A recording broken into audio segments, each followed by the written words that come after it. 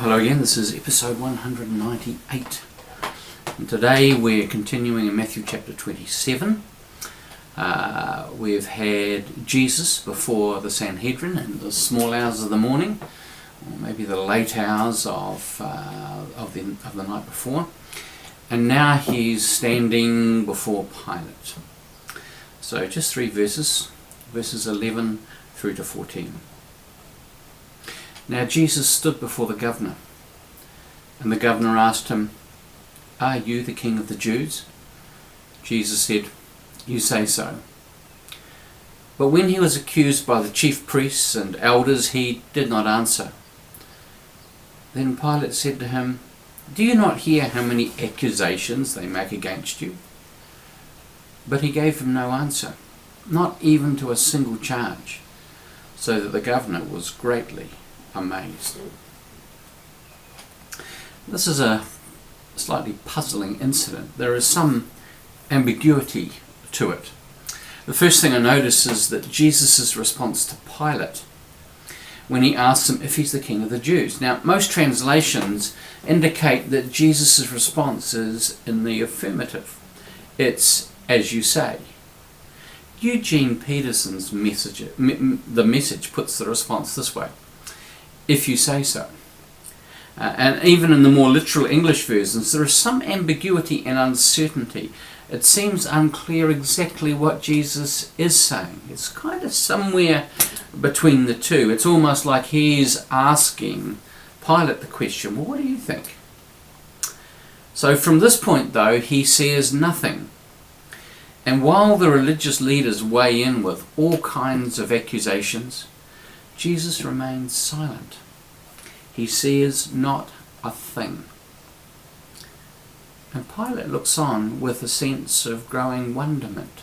Why is Jesus not even attempting to defend himself, sitting there calmly, or standing, I'm not sure which, allowing it all to just wash over the top?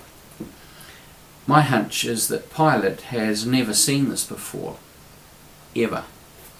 The people who come before him in this situation are fighting for their lives. They're arguing. They're screaming their innocence. They're protesting the unfairness of it all. They're reacting in rage to the betrayal that has brought them here. They're pleading for their lives. They're promising all sorts of penances and improved behaviour in the future. No one slips into a place of quietness except Jesus. And it's plain that Pilate has never seen this before.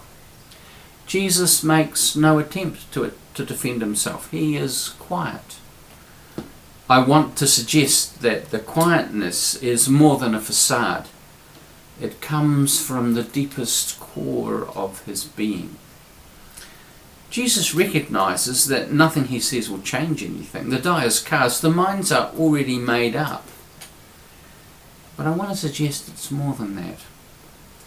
It's also a great strategy when your accusers are desperate. And his accusers are desperate. Jesus is the calm presence in the room, and perhaps in control, perhaps serene.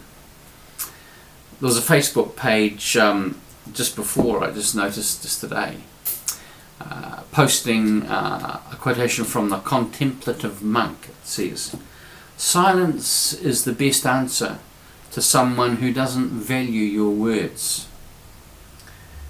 It's hard to effectively fight with someone who refuses to engage. And Jesus refuses to engage. And I wonder if the words of Isaiah 30 and 15 are just quietly percolating away in his heart. "In quietness and trust shall be your strength." It's counterintuitive. It runs contrary to our natural inclinations, which would more likely lead us to thrashing about. And it requires a discipline. And yet it works.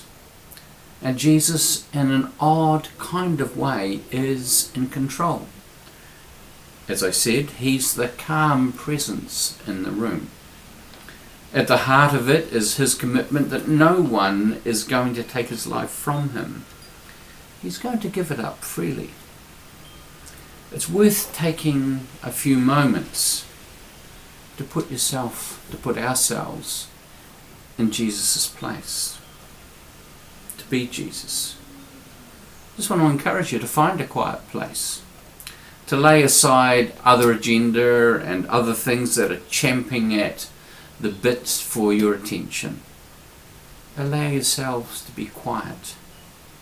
Imagine yourself in Jesus' situation and give yourself permission to feel like what it might be like.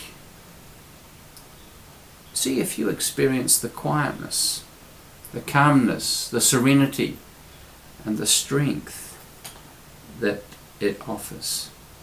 In the end, this is not just a story about Jesus. It's a model for us when we're in a tight space, of how we might find a place of peace, of serenity, and ultimately of empowerment. The reality is that thrashing around doesn't do any good. It will make no difference. And yet for Jesus to find this place where he simply gives himself into the Father's hands, and he trusts to that, even knowing the worst that is going to happen, allows him a measure of control, allows him to be present, not just to himself, but to those around him, in a way that is ultimately life-giving. Give it a try. It's worth a shot. God bless you.